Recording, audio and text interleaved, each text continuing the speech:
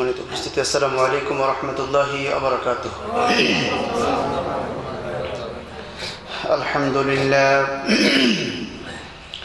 আলহামদুলিল্লাহ নাহমাদুহু ওয়া নাস্তাঈনুহু ওয়া নাস্তাগফিরুহু ওয়া নাউযু বিল্লাহি মিন শুরুরি আনফুসিনা ওয়া মিন সাইয়্যাতি আ'মালিনা।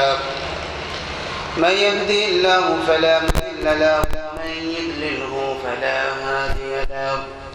نشهد أن لا إله إلا الله وحده لا شريك له، ونشهد أن سيدنا وحبيبنا ومولانا محمدا عبده ورسوله الذي أرسله بالحق بشيرا ونذيرا وداعيا إلى الله بإذنه وسراجا منيرا.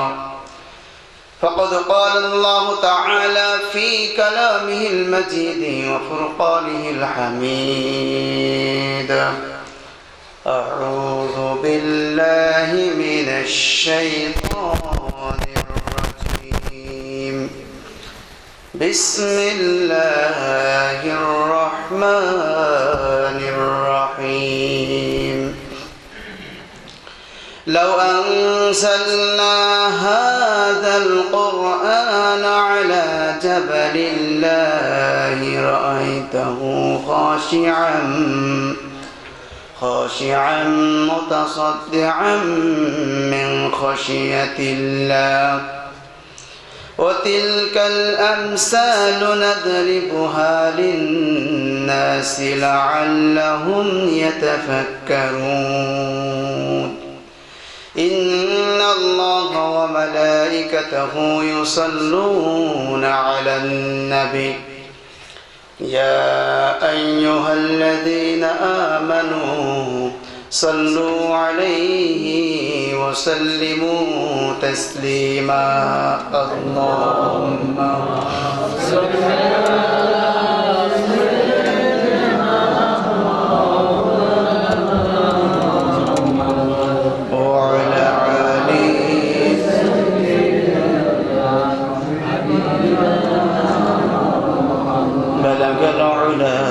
بكماله كشف الدجى بجماله حسنة جميع خصاله صلوا عليه وآله. আলহামদুলিল্লাহ, শুকরিয়া সে মহান আল্লাহ সুবহানাহু ওয়া তাআলার দরবারে যেমন এই জুমার দিনে জুমার সালাত আদায় করার জন্য সুযোগ করে দিয়েছেন। সামনে বসা আমার দিনদার পরেজগার মুমিন মুসলমান একান্ত প্রাণ শ্রদ্ধেয় গুরুজন, স্নেহের ছোট বড় সবাইকে জানাই আসসালামু আলাইকুম ওয়া রাহমাতুল্লাহি ওয়া বারাকাতুহু। সবাই ভালো আছেন? আলহামদুলিল্লাহ, শুকরিয়া। সম্মানিত উপস্থিতি, আলোচনার জন্য মহাগ্রন্থ আল কোরআন থেকে সূরাতুল হাশর 21 নম্বর আয়াত নিয়ে এসেছি। আল্লাহ সুবহানাহু ওয়া তাআলা যেন এর উপরে কথা বলার তৌফিক দান করেন এবং বাস্তব জীবনে আমরা যেন আমলে সালেহ করতে পারি, আমলে নিয়ে আসতে পারি, সে সুযোগ আল্লাহ সুবহানাহু ওয়া তাআলা করে দেন। সবাই আল্লাহুম্মা আমিন। সম্মানিত উপস্থিতি, মহান আল্লাহ সুবহানাহু ওয়া তাআলা আপনাকে আমাকে সুন্দর এই পৃথিবীতে আসার সুযোগ করে দিয়েছেন, ঠিক কিনা? ইচ্ছা করলে তিনি আমাদেরকে মায়ের পেটের ভেতর থেকে, রেহেম থেকেই ধ্বংস করে দিতে পারতেন। মরা সন্তান হিসাবে জমিনের বুকে নিয়ে আসতে পারতেন, ঠিক কিনা? শুধু তাই নয়, তিনি চাইলে আপনাকে আমাকে বিকলাঙ্গ করে পাঠাতে পারতেন, অন্ধ খোড়া অবস্থায়ও এই জমিনের উপরে আমাদেরকে পাঠাতে পারতেন, ঠিক কিনা? নজিরবিহীন কোনো কিছু আল্লাহ সুবহানাহু ওয়া তাআলা সৃষ্টি করেননি। যা কিছু সৃষ্টি করেছেন সব কিছু আমাদের জন্য। সুবহানাল্লাহ বলবেন না? আমাদের চোখ আছে, অনেক মানুষের চোখ নাই, এটা আমাদের জন্য শিক্ষণীয় বিষয়। অনেক মানুষের পা ছিল, এমন একটা সমস্যা অ্যাক্সিডেন্ট হওয়ার কারণে দেখা যায় দুটো পাই নাই, আছেন এরকম মানুষ? এমনও মানুষ আছে যে জমিনের উপরে আসার পরে হাঁটার শক্তি তার পায়ের ভিতরে আল্লাহ দেননি, আছে না? আচ্ছা, সবকিছু মিলাই দেখেন আপনাকে আমাকে যে আল্লাহ সুবহানাহু ওয়া তাআলা এই 3.5 বডির ভিতরে এত সুন্দর করে স্ট্রাকচার তৈরি করে, সুন্দর করে আপনাকে আমাকে তৈরি করে এই জমিনের বুকে প্রেরণ করেছেন, পাঠিয়ে দিয়েছেন, আলহামদুলিল্লাহ। সেই মহান আল্লাহ সুবহানাহু ওয়া তাআলা আপনাকে আমাকে দায়িত্ব দিয়েছেন সংরক্ষণ করার জন্য। মূল সংরক্ষণ যিনি করবেন তিনি হচ্ছেন আপনার আমার রব, আপনার আমার মালিক, স্বয়ং আল্লাহ সুবহানাহু ওয়া তাআলা। সুবহানাল্লাহি ওয়া বিহামদিহি। তো আমি মহাগ্রন্থ আল কোরআন থেকে সূরাতুল হাশরের যে 21 নম্বর আয়াত তেলাওয়াত করেছি, এই আয়াতের উপরে যেন আপনি আমি আমলে সালেহ করতে পারি, সে তৌফিক আল্লাহ সুবহানাহু ওয়া তাআলা দান করুন, আমিন। ভূমিকা ছাড়াই কথা বলি সংক্ষিপ্ত সময়। জুমার সালাত এটা আদায় করা কি ফরজ, সুন্নাত না ওয়াজিব? ফরজ। জোহরের নামাজ আদায় করা কি? তো জোহরের নামাজে মানুষ কম আসে, জুমার নামাজে বেশি আসে কেন? গুরুত্ব বেশি কোনটা? দুইটা তো, ওটাও ফরজ আইন, এটাও ফরজ আইন।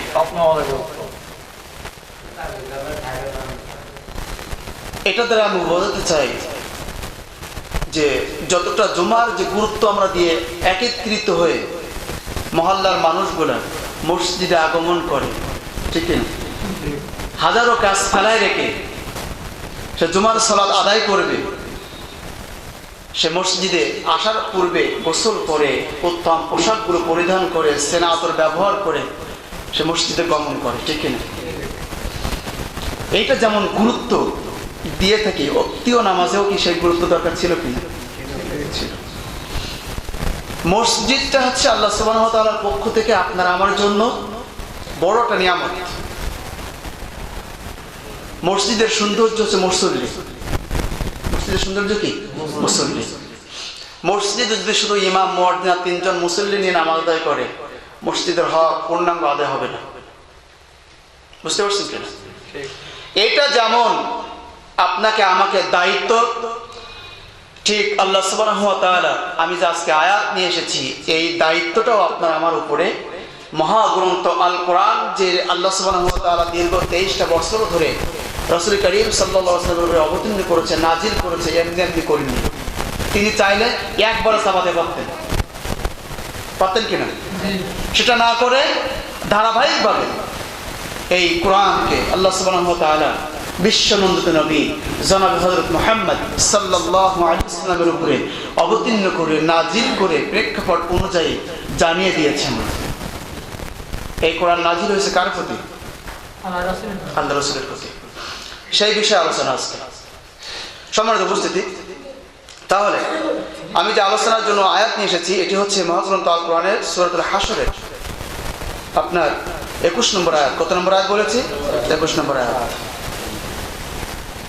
আল্লাহ সুবহানাহু ওয়া তাআলা বলছেন, লাউ আনজালনা, লাউ আনজালনা, লাউ যদি, আনজালনা অবতীর্ণ করেছি, হাযাল কোরআন, হাযা এটা কোরআনকে, কোরআনকে, লাউ আনজালনা হাযাল কোরআন আলা উপরে, জাবালিন, জাবালিন শব্দের অর্থ হচ্ছে পাহাড়। জাবাল শব্দের অর্থ কি? পাহাড়। আল্লাহ সুবহানাহু ওয়া তাআলা বলছেন, লাউ যদি, আনজালনা আমি অবতীর্ণ করতাম, নাজিল করতাম, হাযা এটাকে, কিতাব এই মহাগ্রন্থ, আলা জাবালিল্লাহ, আলা মানে উপরে, জাবাল মানে পাথর, পাহাড়। আমি যদি পাহাড়ের উপরে এই কোরআন নাজিল করতাম, অবতীর্ণ করতাম, কি করত? রাআইতাহু, ভয় পেত। কি হতো? ভয়ে কাঁপত। সেই কোরআন আল্লাহ সুবহানাহু ওয়া তাআলা মানব মণ্ডলী, মানব জাতির কাছে অবতীর্ণ করে এটা জানিয়ে দিয়েছেন। খশিয়ান অর্থাৎ শব্দের অর্থ হচ্ছে ভয়,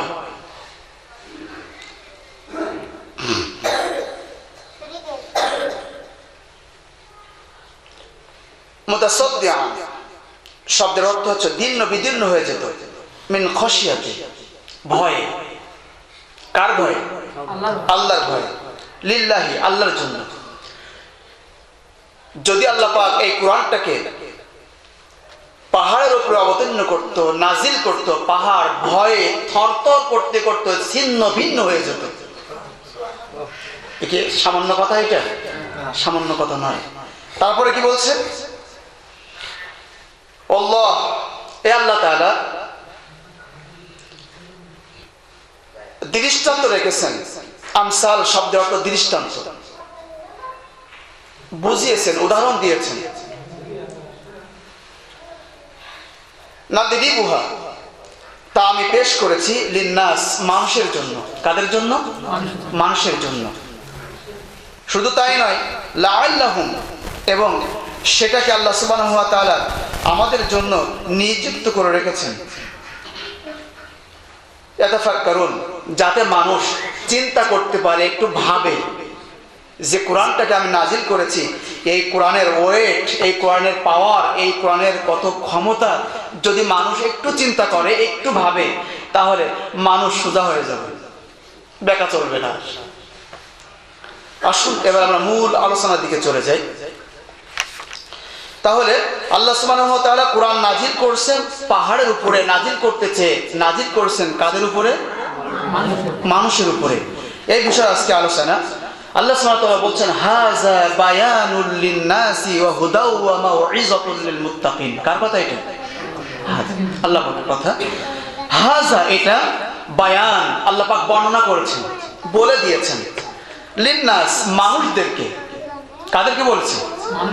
নাজিল করছে কাদের উপরে কোরআন? দীর্ঘ 23টা বছর ধরে রাসূল করিম সাল্লাল্লাহু আলাইহি ওয়াসাল্লামের উপরে যে কোরআন নাজিল হয়েছে, এর আবিধানিক শব্দের অর্থ হচ্ছে আল কোরআনু শব্দটি, এটা করউন বা করনুন শব্দ থেকে উৎপন্ন। আল কোরআন শব্দটি আরবি, যা করউন কিংবা করনুন শব্দ থেকে উৎপন্ন, সৃষ্টি। কোরআনুন শব্দটি যদি, কোরআনুন বা করনুন শব্দটি যদি কোরআনুন শব্দের অর্থ থেকে আসে, এটি হয় আল কোরআনু, অর্থাৎ অধিক পঠিত, অধিক পঠিত। বুঝতে পারছেন আমার কথা? আল কোরআনু শব্দটি আরবি, করউন বা করনুন শব্দ থেকে যদি এই শব্দটা আসে, এটার অর্থ হবে অধিক পঠিত। আল কোরআন শব্দটি যদি করনুন শব্দ থেকে আসে, কি থেকে আসে? করনুন শব্দ থেকে যদি আসে, তাহলে কোরআনের সর্বাধিক শব্দ হবে সব থেকে বেশি এবং বেশি অধিক পঠিত। সুবহানাল্লাহ কইবেন না? যেহেতু অধিক পঠিত, এই গ্রন্থের মতন পঠিত গ্রন্থ এই জমিনের উপরে আর নাই, সেহেতু এর সমষ্টি হচ্ছে আল কোরআন। এই সমষ্টি কি? আল কোরআন। তাহলে আল কোরআন শব্দটি কি? আরবি। আল কোরআন শব্দ থেকে করনুন বা কোরআনুন শব্দের থেকে আসার কারণে এটার তাফসীর কারকগণ আবিধান অর্থ দিয়ে বলেছেন সর্বাধিক পঠিত গ্রন্থ একটাই মাত্র কিতাব, সেটি হচ্ছে মহাগ্রন্থ আল কোরআন, এই সমষ্টি। বুঝতে পারছেন কিনা? এবার আসলে প্রশ্ন, আল্লাহর জমিনের উপরে অসংখ্য রাবি আছে, অসংখ্য লেখক আছে, রাইটার আছে, অসংখ্য কিতাব জমিনের বুকে আছে, অসংখ্য ধর্ম অবলম্বী আছে, আছে না? আচ্ছা, এবার বলুন তো, কোরআন থেকে সব থেকে বেশি এবং বেশি পড়ে এমন একটা কিতাবের নাম কাকে বলতে পারবেন? নাই। কোরআন হচ্ছে এমন একটি কিতাব, এমন একটি গ্রন্থ, যেই কিতাব মানুষ রাতে ঘুমাতে গিয়েও পড়ে, আবার ঘুমের থেকে উঠেও পড়ে। কোরআন এমন একটি কিতাব যেটা মানুষ হাঁটতেও পড়ে, চলতেও পড়ে, কাজের ফাঁকে ফাঁকেও পড়ে, ঠিক কিনা? কোরআন হচ্ছে এমন একটি গ্রন্থ যে গ্রন্থের সঙ্গে কোনো তুলনা করা হবে না। কোরআন এমন একটি কিতাব যেই কিতাবের কোনো সংস্পর্শে আসার মতো কোনো রাইটার, কোনো গ্রন্থ জমিনের বুকে আর দ্বিতীয়জন নাই, ঠিক কিনা? কোরআন হচ্ছে এমন একটি কিতাব যেই কিতাবের জন্য দীর্ঘ 23টা বছর ধরে রাসূল করিম সাল্লাল্লাহু আলাইহি ওয়াসাল্লামের উপরে ধারাবাহিকভাবে জিবরাইল আলাইহিস সালামের মাধ্যমে আল্লাহ সুবহানাহু ওয়া তাআলা একটি করে একটি বিষয় আলোচনা করেছেন, নাজিল করেছে। একবারে কোন কিতাব ওহী নাজিল করে রাসূল করিম সাল্লাল্লাহু আলাইহি ওয়াসাল্লামের উপরে চাপিয়ে দেননি। সুবহানাল্লাহ কইবেন না? ওহী যখন নাজিল হতো, রাসূল করিম সাল্লাল্লাহু আলাইহি ওয়াসাল্লামের গায়ে মুবারকটাকে, চেহারা মুবারক ঘেমে টপ টপ করে পানি পড়তো। এই কোরআনের পাওয়ার, কোরআনের শক্তি এত বেশি ছিল যে ওজন নেওয়া সম্ভব ছিল না। লাউ আনজালনা হাযাল কুরআন, যদি আমি পাহাড়ের উপরে এই কোরআনটাকে নাজিল করতাম, অবতীর্ণ করতাম, যদি পাহাড়ের উপরে আমি প্রেরণ করতাম, পাহাড় ছিন্ন ভিন্ন হয়ে যেত। এটা আল্লাহ পাক নাজিল করে জানিয়ে দিয়েছেন, পাহাড়ের দ্বারা এটা সম্ভব ছিল না। সম্ভব ছিল কি? এটা সম্ভব ছিল না, কারণ পাহাড় পাথরের হতে পারে। ওয়াইদাল জিবালু সুয়িরাত, কিয়ামত যেদিন কায়েম হয়ে যাবে, শুরু হয়ে যাবে, পাহাড়গুলো তুলার মতো জমিন থেকে উঠে আসমানের দিকে উঠবে। সুবহানাল্লাহ কইতে ইচ্ছে করে না? পাথরের যে পাহাড়গুলো আছে হাজার হাজার কিলোমিটার, শত শত ফিট উঁচু, হাজার হাজার ফিট উঁচু পাহাড়গুলা কিয়ামতের দিন ওয়াইদাল জিবাল সুয়িরাত, সিংহায় ফুঁক দেওয়ার পরে আল্লাহ সুবহানাহু ওয়া তাআলা যখন কিয়ামত কায়েম করে দিবেন, কিয়ামত শুরু হয়ে যাবে, পাহাড়গুলো তুলার মতো জমিন থেকে উঠে গ্যাস বেলুন যেরকম ওড়ে, বাচ্চাদের হাত থেকে যদি ফুড়ে যায়, এই গ্যাস বেলুনগুলো যেমন ওড়ে, পাহাড়গুলো জমিন থেকে উঠবে। ওয়াইদাল জিবাল সুয়িরাত, পাহাড়গুলো চলবে, উড়বে। আল্লাহ পাক বলেন, এই পাহাড়টাকে এমন মজবুত ভাবে তৈরি করে রেখেছি, ওয়াইদা যখন জিবাল, এই পাহাড় তৈরি করেছি, সুয়িরাত চলমান হবে ঠিকই, কিন্তু জমিনটাকে ভারসাম্য বজায় রাখার জন্য ব্রেকের মতো জমিনের উপরে গেড়ে দিয়েছি। কে বলছেন কথা? জমিন যেন টলমল না করে, জমিন যেন কোনো দিকে হেলে না পড়ে, জমিন যেন কোনোভাবেই আমার সৃষ্টির শ্রেষ্ঠ মানব জাতি শুধু নয়, যা কিছু জমিনের বুকে প্রেরণ করেছি, পাঠিয়েছি, কারোর জন্য কোনো সমস্যা না হয়, চলতে ফিরতে, উঠতে বসতে। পাহাড়কে ব্রেকের মতো জমিনের উপরে গেড়ে দিয়েছে, জমিন যেন কোনোভাবে টলে না পড়ে। এই মুজিজা কে দিয়েছে? কে নাজিল করেছেন? এই ভারসাম্য বজায় রাখার জন্য পাহাড়ের হুকুম দিয়েছেন কে? আল্লাহ পাক। সে আল্লাহ পাক বলছে, লাউ আনজালনা হাযাল কুরআন, যদি এই পাহাড়কে এত শক্তি দিয়েছি, এত ক্ষমতা দিয়েছি, পাহাড় যে ওয়েট, পাহাড় যে ক্ষমতা আছে পাহাড়ে, এই পাহাড়ের উপরে যদি লাউ আনজালনা হাযাল কুরআন, এই কোরআন যদি আমি পাহাড়ের উপরে নাযিল করতাম, পাহাড় ভয়ে থর থর করতে করতে ছিন্ন ভিন্ন হয়ে যেত। তাহলে সেই কোরআনটাকে আমি মানব জাতির কাছে দিয়েছি সংরক্ষণের জন্য। আল কোরআন শব্দটি আরবি যা করুন বা কর্ণন শব্দ থেকে উৎপন্ন, এর আবিধানিক হচ্ছে সর্বাধিক পঠিত একমাত্র কিতাব, একমাত্র গ্রন্থ।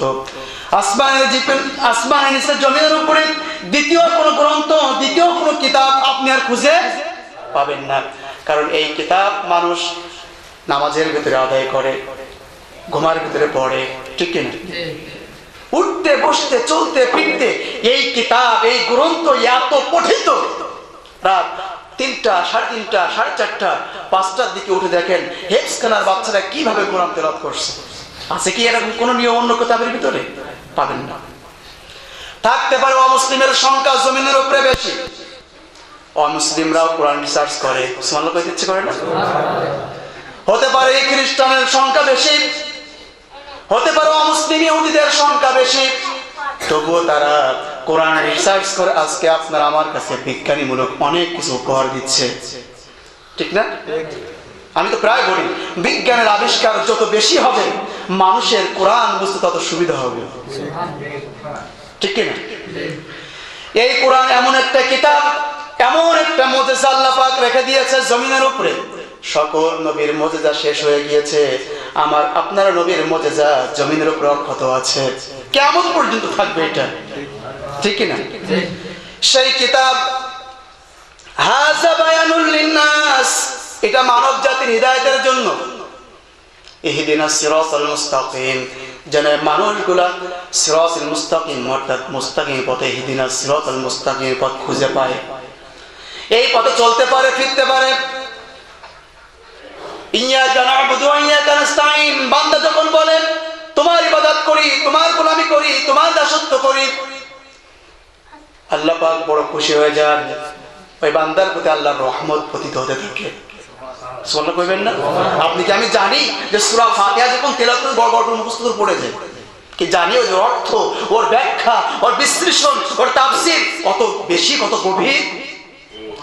যদি আপনি জানতেন, বুঝতেন, তাহলে সূরা ফাতিহাটাকে আপনি আপনার মতো করে পড়তেন না, আপনি বুঝে বুঝেই পড়তেন। নামাজ তখন 3 মিনিট না 10 মিনিট লাগতো। বুঝি না বলেই নামাজ সংক্ষেপ হয়। অর্থ বোঝেন, দেখবেন আপনার নামাজেও মজা পাবেন, আপনার কলিজার ভিতরে তৃপ্তি পাবেন, আপনার দৈনন্দিন জীবনের সব কাজ আপনার গোলামি হয়ে যাবে। নামাজকে আপনি যত সম্মানিত করবেন, কোরআনকে যত সম্মান করবেন, সব আপনার গোলাম হয়ে যাবে। সুবহানাল্লাহ কইতে ইচ্ছে করেন না? এটা আমার ব্যক্তিগত কথা বলছি না। তাহলে যে কোরআনটাকে আল্লাহ পাক নাজিল করেছেন মানব জাতির উপরে, শুধু এমনি এমনি নাজিল করি নাই। আপনার আমার দায়িত্ব আছে এটাকে সংরক্ষণ করা।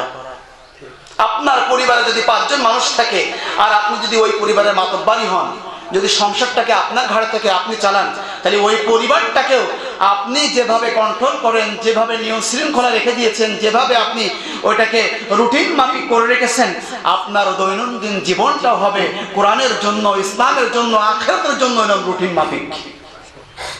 আপনি এলোমেলো চলবেন, আপনি পথ হারা ভুল হয়ে যাবেন। আপনি রুটিন মাফিক চলেন, আপনি সুগম পথ, উত্তম পথ আপনি পেয়ে যাবেন। ঠিক না? সম্মানিত উপস্থিতি, তাহলে এই কোরআনটা হচ্ছে আল্লাহর পক্ষ থেকে নাজিলকৃত একটি কিতাব, যে কিতাবটাকে আসমানের নিচে জমিনের উপরে দ্বিতীয় কোনো মানুষ আর অন্য কোনো কিতাব এতটা চর্চা করে না, এতটা মানে আপনার রিসার্চ করে না, এতটা পঠিত গ্রন্থ হিসাবে অন্য কোনো কিতাব নাই।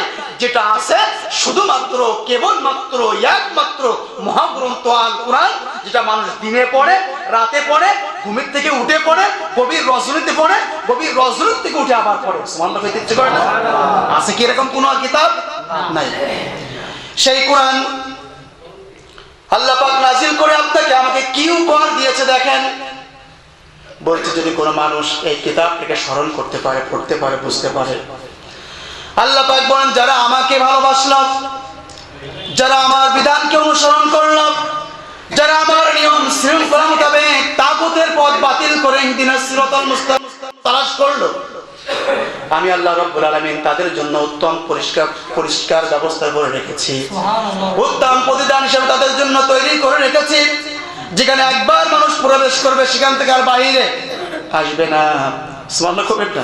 সেই নামটা কি? জান্নাত। এই জান্নাতটা সবার নসিবে জুড়বে না। জুড়বে কি? যাবে না। যদি জান্নাত সবাই যেত, জাহান্নামের প্রয়োজন ছিল না, জাহান্নামের দরকারও ছিল না।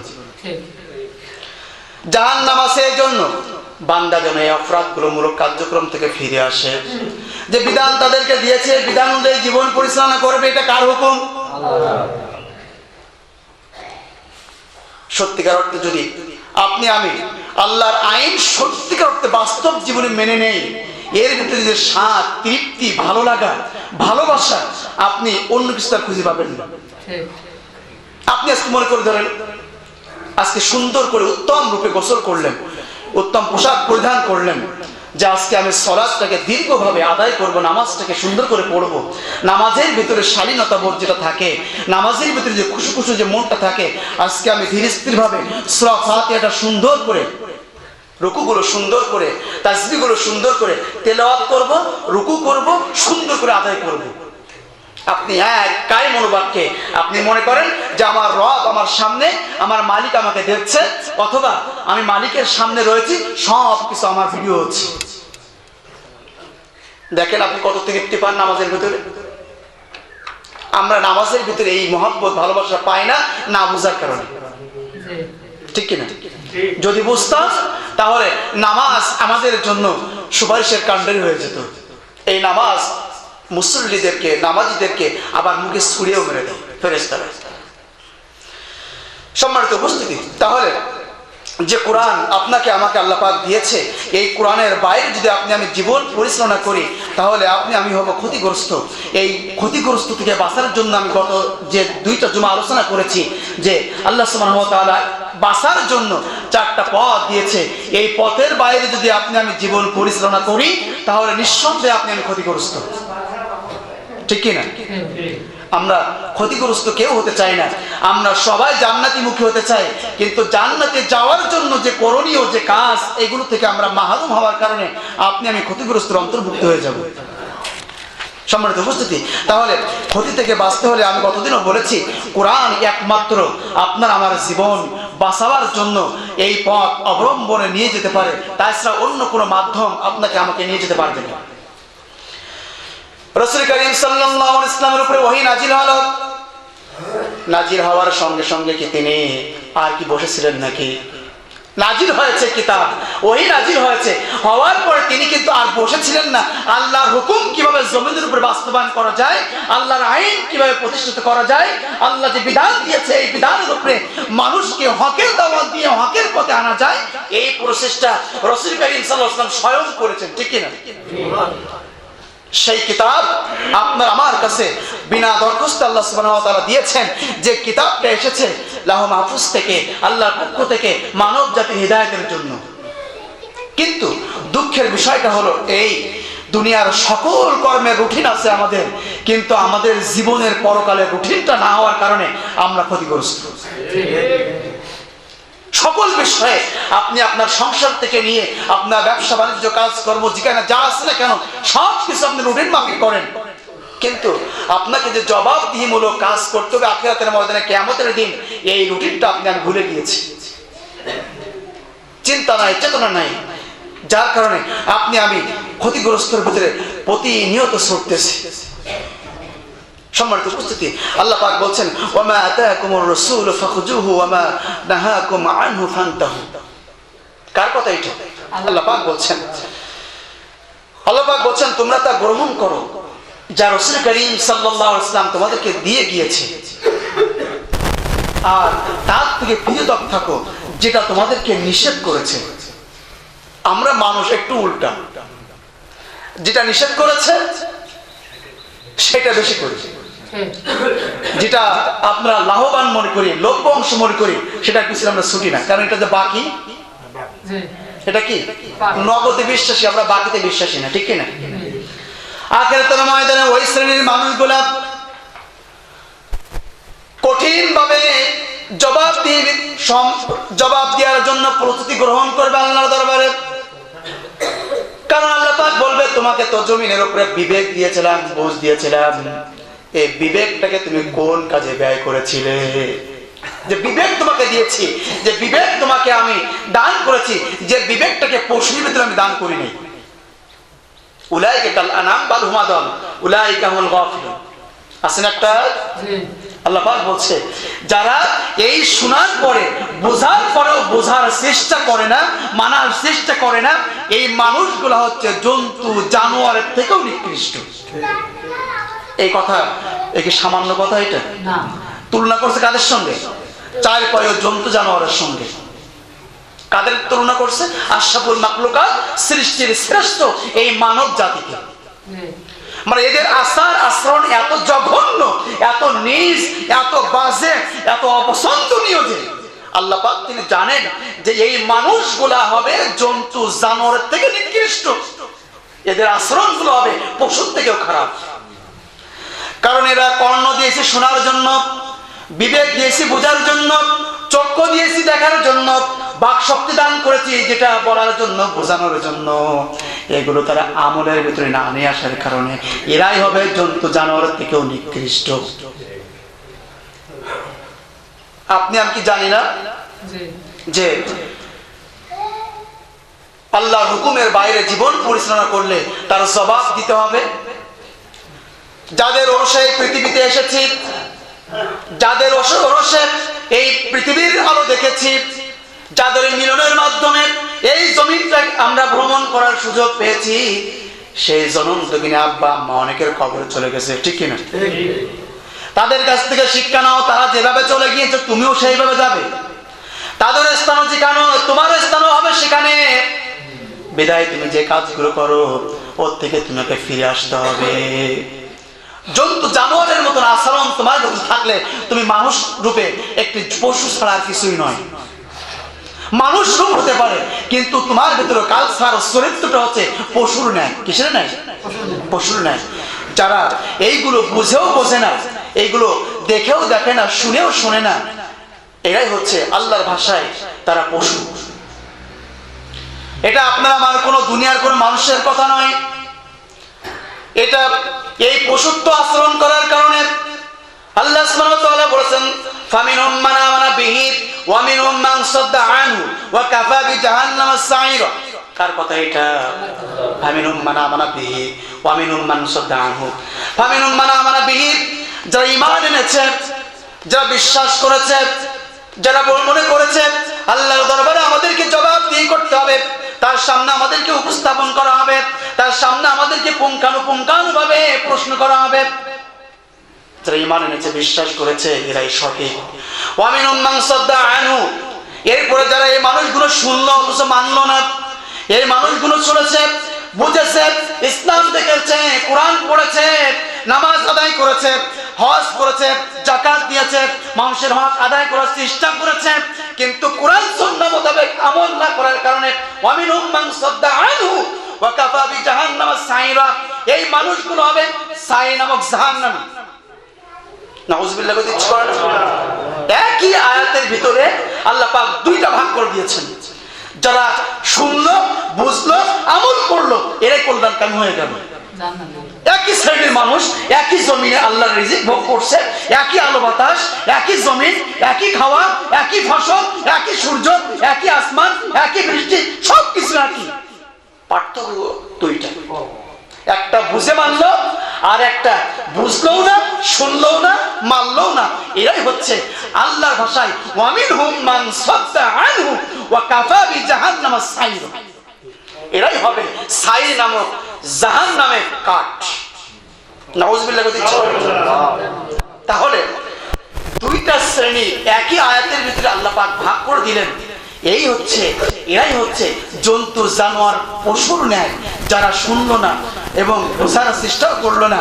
গত জুমায় বলেছিলাম, যারা এই জমিনের বুকে আল্লাহর ইসলামকে, কোরআনকে জমিনের উপরে প্রতিষ্ঠিত হোক এটা চায় না, ধামাচাপা দিয়ে সত্য কথাগুলো আটকায় রেখেছে, ধামাচাপা দিয়ে সহজ কথাগুলো বন্ধ রেখেছে, ধামাচাপা দিয়ে মানুষের হয়রানি করেছে, মিথ্যা অপবাদ দিয়ে যারা জমিনের উপরে এইরকম প্রেসার গুলো, এইরকম আল্লাহর আইনের বাইরে যে কাজগুলো করেছে, আল্লাহর ভাষায় এই মানুষগুলো আখিরাতের ময়দানে কিয়ামতের দিন সব থেকে বেশি এবং বেশি পদদলিত হবে, হেয়পূর্ণ হবে, লাঞ্ছিত হবে, বঞ্চিত হবে, যা তারা কখনো কল্পনাও করতে পারবে না।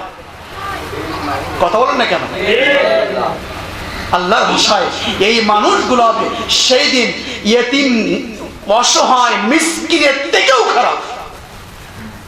সম্মানিত উপস্থিতি, শুধুমাত্র বিষয়টা একটাই, যারা আল্লাহর আইনটাকে, এই কিতাবটাকে ধারণ করেছে, বোঝার চেষ্টা করেছে, আমলে নিয়ে আসার চেষ্টা করেছে, আল্লাহ সুবহানাহু ওয়া তাআলা তাদের জন্য কল্যাণ রেখেছে। আর যারা বুঝলো না, শুনলো না, এই মানুষগুলা দেখেও দেখলো না, যারা বুঝেও বুঝলো না, শুনেও শুনলো না, ছেড়ে দিল, মানলো না, ভ্রুক্ষেপ করলো না, আয়াত্তে নিয়ে আসলো না, এই মানুষগুলো আল্লাহর ভাষায় সব থেকে ক্ষতিগ্রস্ত। লাউ আনজালনা হাযাল কুরআন, এজন্য কোরআন নাজিল করেছি মানুষের হিদায়াতের জন্য, যাতে মানুষগুলো যেন এই কোরআনটাকে ধারণ করে জান্নাত ক্রয় করতে পারে। যুগে যুগে ওয়ালাকাদ বায়াসনা ফি কুল্লি উম্মাতির রাসূল, প্রত্যেক যুগে রাখালের মতো গোশ, আপনার গরু, ছাগল, মেষ যেমন পালন করার জন্য রাখালের প্রয়োজন হয়, এই মানব জাতিকে হিদায়াতের জন্য, সঠিক পথ দেখানোর জন্য যুগে যুগে নবী এবং রাসূল পাঠিয়ে রাখালের দায়িত্ব দিয়েছি। সুবহানাল্লাহ দিচ্ছে করে না? প্রত্যেক জাতির কাছে, প্রত্যেক কওমের কাছে আল্লাহ পাক স্পেশালি ভাবে তাদেরকে হিদায়াতের পথ দেখানোর জন্য যুগে যুগে যে নবী এবং রাসূল প্রেরণ করেছে, এমনি এমনি করি নাই, কারণ আমরা ছিলাম পথ ভোলা জাতি। এই পথ ভোলা জাতিকে সুপথ দেখানোর জন্য একজন করে গাইডলাইন রাকাল হিসাবে নবী এবং রাসূল প্রেরণ করে পাঠিয়েছে যে আমার জাতি আমার জমিনের উপরে তারা চলবে ফিরবে, তারা তাগুতের পথে হয়তো ধাবিত হতে পারে, এই তাগুতের পথে যেন যেতে না পারে এই কাজগুলো তোমাদেরকে দিয়েছি, এই কাজগুলো আঞ্জাম দাও, তাদেরকে আহ্বান করো, দিনের পথে আনো, আমাকে চিনাও, আল্লাহর আইন মানো, আল্লাহর বিধান চলুক, সব কিছু তারা করবে। তাহলে তাদের জন্য দুইটা কাজ, একটা হবে জমিনে তাদের জন্য সব নিয়ামত বৃদ্ধি করে দেব, আর সর্বশ্রেষ্ঠ নিয়ামত তাদের জন্য থাকবে জান্নাতের ভিতরে ফেরদাও। সুবহানাল্লাহ। ওয়ালাকাদ বাসনা ফি কুল্লি উম্মাতি রাসূল। প্রত্যেক জাতির কাছে রাসূল প্রেরণ করে আমি পথ দেখিয়েছি। এই জাতির কাছে যখন নবী রাসূলগণ দাওয়াত দিয়েছে, হকের কথা বলেছে, প্রত্যেকটা জাতির উপরে নবীগণ হেয়পূর্ণ হয়েছে, লাঞ্ছিত হয়েছে, বঞ্চিত হয়েছে, ঠিক কিনা কোন?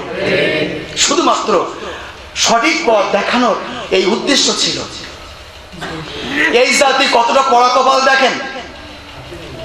শুধু তারা ছিল তাই নয়, বিশ্বনন্দিত নবী জনাব হযরত মুহাম্মদ সাল্লাল্লাহু আলাইহি ওয়াসাল্লাম, তিনি এমন একজন নবী, এমন একজন নেতা যার আদর্শে গোটা বিশ্বটাকে আজকে ফলো করে, গোটা বিশ্ব ফলো করে। এখন বিজ্ঞানী দেখছে যে আব্দুল্লাহ ইবনে মুহাম্মদ সাল্লাল্লাহু আলাইহি ওয়াসাল্লাম এখান থেকে ১৫০০ বছর আগে যে কথাগুলো বলে গিয়েছে, প্রতিটা কথা এখন রিসার্চ করে দেখেছে, তিনি যে কথাগুলো বলেছে বিজ্ঞানসম্মত। তিনি তো কোনো স্কুল কলেজ ভার্সিটি কোনো ছাত্র ছিল না। এটা যেহেতু তিনি কোনো ভার্সিটির ছাত্র নয়, ইউনিভার্সিটির ছাত্র নয়, কোনো শিক্ষক নয়, তার শিক্ষক স্বয়ং আল্লাহ সুবহানাহু ওয়া তাআলা। যে শিক্ষক তাকে শিক্ষা দিয়েছে, এই শিক্ষার ভিতরে কোনো ত্রুটি নাই। সুবহানাল্লাহ। এই জন্য তো আল্লাহ পাক বলেছে যালিকাল কিতাবু লা রাইবা ফি। হে রাসূল, আপনার কাছে যে কিতাব দিয়েছি, এরা বাধা প্রদান করবে, এরা মিথ্যা অপবাদ দিবে, এটা আপনাকে নিয়ে কটু কথা বলবে, আপনি আবিষ্কার করেছেন এই কথাগুলো তারা উপস্থাপন করবে, আপনি ছুড়ে দেন, বলে দেন যালিকাল কিতাবু লা রাইবা ফি। এটা এমন একটা কিতাব, এমন একটা গ্রন্থ যার ভিতরে কোনো সন্দেহ নাই, সংশয় নাই। সুবহানাল্লাহ বলে ইচ্ছে করে না? লাওয়ান সালনা, আমি অবতীর্ণ করেছি এই কোরআনটাকে, যাতে মানুষ যেন ইহদিনাস সিরাতাল মুস্তাকিমের পথ খুঁজে পায়, ঠিক কিনা? সম্মানিত উপস্থিতি, তাহলে আলোচনার মূল বিষয়টা ছিল আজকে যে আল্লাহ সুবহানাহু ওয়া তাআলা এই কোরআন নাজিল করেছে মানব জাতির উপরে। কোরআনটাকে যদি আল্লাহ সুবহানাহু ওয়া তাআলা নাজিল করতেন পাহাড়ের উপরে, পাহাড় থরথর করে ভয়ে চূর্ণ বিচ্ছিন্ন হয়ে ধ্বংস হয়ে যেত, পাহাড়ের ধারণ ক্ষমতা থাকতো না। সেই কিতাবটাকে আপনার আমার প্রতি আল্লাহ পাক নাজিল করেছেন, দিয়েছেন, সেই কিতাবের মূল্যায়ন কয়জনা করি? এখন যদি আমি আপনাদের কাছে জিজ্ঞাসাবাদ করি, অনেক হয়তো বলবেন কোরআন পড়তেও পারি না, পড়তেও জানি না, এর থেকে বড় আফসোস আর কিছু হতে পারে না। একটা অশিক্ষিত মানুষ, স্কুলেও যায়নি কখনো, তার কাছে জমি জায়গার হিসাব করেন গিয়ে বলে দিতে পারবে? পারবে কিনা? আপনি এসব নেন, কিভাবে ধান রুতে হয়, সার দিতে হয়, ফসল ফলাতে হয়, সব বলতে পারবে। কিন্তু কোরআনটাকে যে পড়তে পারি না, আমার বিবেকের কাছে একটাবার প্রশ্ন করি না, যেটা আমার মাল সামানা, যেটা আমার সম্পদ, যেটা আমাকে নিয়ে হাজিরা দিতে হবে মহান রবের দরবারে, সেই জিনিসটা থেকে আমার থলির ভিতরে কিছু নেই। কি নিয়ে দাঁড়াবো তার সামনে? বয়স পার হয়ে গেছে 60 বছর, পার হয়ে গেছে 40 বছর, যুবক বয়স পেরিয়ে যাচ্ছে, এখনো কোরআন পড়তে পারি না। এর থেকে আফসোস, দুঃখজনক বিষয় আর হতে পারে বলে আমি মনে করি না। কোরআন পড়তে গিয়ে আপনার তো লন্ডনে আমেরিকা যাওয়া লাগে না, ঢাকা ভার্সিটি যাওয়া ভর্তি হওয়া লাগে নাকি? বাড়ি বসে মসজিদে ইমাম মুয়াজ্জিনের কাছে শিখতে পারে। এতটা পড়া কপাল জাতি আমরা যে কোরআনটাকে আজকের আপনি আমি না পড়ার কারণে আপনার আমার কলিজাটাকে মোহর মেরে রাখছে। খতামাল্লাহু আলা কুলুবিহিম ওয়া আলা সামঈহিম ওয়া আলা আবসারিহিম গিশাওয়াতুন ওয়া লাহুম আযাবুন আযীম। আল্লাহ পাক বলছে খতামাল্লাহ, আমি খতম করে দেব, ওদের খতম করে দিয়েছি। কুলুবিহিম, অন্তরটাকে, ওয়া আলা সামঈহিম, তাদের এই কানটাকে বন্ধ করে দেব, শুনবে কিন্তু ভালো কিছু পাবে না। কলম দিয়ে সবকিছু ধারণ করবে কিন্তু ভালো কিছু আর আজ করবে না। দুনিয়ার সব কিছু তারা দেখবে কিন্তু চক্ষু দিয়ে যেটা দেখার দরকার সেটা আর খুঁজে পাবে না। শুধুমাত্র কেবলমাত্র একটাই কারণ, সেটা হচ্ছে এই যে মহাগ্রন্থ আল কোরআনটাকে আমি তাদের কাছে দিয়েছি হিদায়াতের জন্য, সংরক্ষণ করার জন্য। এই কোরআনটাকে অবমাননা করার কারণে, এটাকে না পড়ার কারণে, না বুঝার কারণে এই জাতি তারা হিদায়াত চায়নি, আমিও হিদায়াত দেবো না। হিদায়াত জিনিসটা এমনি এমনি আসে না, হিদায়াত জিনিসটা আল্লাহর কাছে চাইতে হয়। চাইতে হয় না? একটা বয়স্ক ভাতার কার্ড নিতে গেলে মেম্বার বাড়ি পথ পড়ে যায়, একটা বিধবা কার্ড নিতে গেলে মেম্বার বাড়ি, চেয়ারম্যানের বাড়ি ফোনের পর ফোন দিতে হয়, কত মানুষের ধরতে হয় যে আমার একটা বিধবা কার্ড, আমার একটা বয়স্ক ভাতার কার্ড, ভাই আপনি একটু বললে হতো হয়ে যেতে পারে, করে দেন তো। কিন্তু যে কার্ডটা আপনার আমার জন্য দরকার, এই কার্ডটা আপনার কয়জন মুয়াজ্জিন ইমামের কাছে, কয়জন হুজুরের কাছে গিয়ে বলছি কি এটা আমার কথা কি রাগ করছেন আপনারা? এটা আমার ব্যক্তিগতভাবে বলছি না, আপনারা আমাকে বলার সুযোগ করে দিয়েছেন এখানে বসার, সেজন্য বলছি। এটা আমার দায়িত্ব। প্রত্যেক নবীগণ এই কাজই করেছে, প্রত্যেক রাসূল এই কাজ করেছে, কারণ তাদের দায়িত্ব দিয়েছিল এটাই। সেই কিতাব রেখে যাওয়া গ্রন্থটাকে আমরা আলেম সমাজে সাধারণ মানুষের দিনে দায়ী হিসাবে কাজ করছে না অনেক সংখ্যক মানুষ। আমি আপনাদের করজোরে বলে যাই, করজোরে বলবো আল্লাহ বাস্তে, যে কিতাবটাকে আল্লাহ পাহাড়ের উপরে নাজিল করতেছিল, নাজিল হয়নি, মানব জাতির উপরে দিয়েছে। এই কিতাবটাকে যদি আমরা এখনো পর্যন্ত আমলে না নিয়ে আসতে পারি, পড়তে পারি না, বুঝতেও পারি না, বুঝিও না এর শ্বাস কি এটাও বুঝলাম না, এর থেকে পড়া কপাল হতভাগা আল্লাহর জমিনের উপরে ওই বান্দার হতে পারে না। সম্মানিত উপস্থিতি, তাহলে আমি আপনাদেরকে আবদার করে বলতে পারি, আমরা যারা কোরআন এখনো পড়তে পারি না তারা কি আমরা কোরআন শিক্ষা করতে পারবো কিনা? ইনশাআল্লাহ। আমি ইসলামী হসপিটালে যত স্টাফ আছে, ওখানে ইসলামী হসপিটাল, ওখানে প্রায় 120 দিনের ঊর্ধ্বে স্টাফ আছে, ওখানে আমি কোরআন শিক্ষা দিয়ে থাকি। অনেক ডাক্তাররা করছে। আগামীকালকে ওরা গতকালকে ওরা কোরআন ধরছে, 15 জন ধরছে, অনেক বয়সী। ওই যে কাজের মধ্য দিয়ে ওরা যে কোরআন শিখেছে, আলহামদুলিল্লাহ, আল্লাহ পাক ওনাদেরকে কবুল করুন, ওনাদের জন্য দোয়া করেন। আমিও সেই কথাটা আপনাদেরকে বলতে চাই।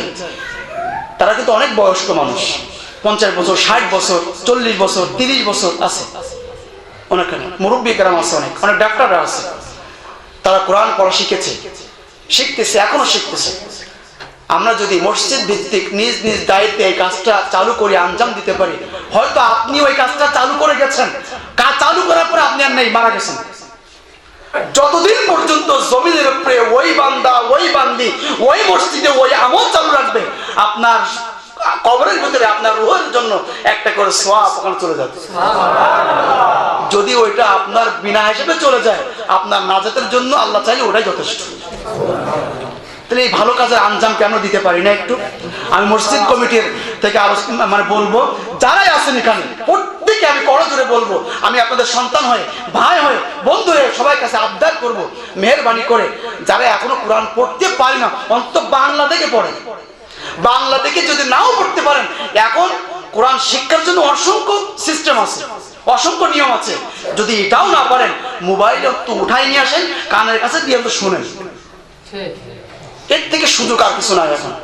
আল্লাহ পাক আপনাকে আমাকে দ্বীনের সহিহ বুঝ দান করুক, আমরা সবাই খাঁটি মুমিন মুসলমান হয়ে জান্নাত ক্রয় করতে পারি, সে তৌফিক আল্লাহ সুবহানাহু ওয়া তাআলা আপনাকে আমাকে দান করুক। কলিজার ভিতরে জাহান্নামের ভয়টা, মৃত্যুর ভয়টা যেন পয়দা করে দেন, যাতে আমরা দ্বীনমুখী হই, ইসলামমুখী হই, কোরআনমুখী হই। আল্লাহ পাক আপনাকে আমাকে সে তৌফিক, সুযোগ, হায়াত তাইয়্যিবা নসিব করুক, খাঁটি মুমিন মুসলমান হয়ে মৃত্যুবরণ করতে পারি, সে তৌফিক যেন আল্লাহ পাক আপনাকে আমাকে দান করেন। ওয়া আখিরু দাওয়ানা আলহামদুলিল্লাহি রাব্বিল আলামিন। আসসালামু আলাইকুম ওয়া রাহমাতুল্লাহ। আমরা সবাই সুন্নাত পড়ি।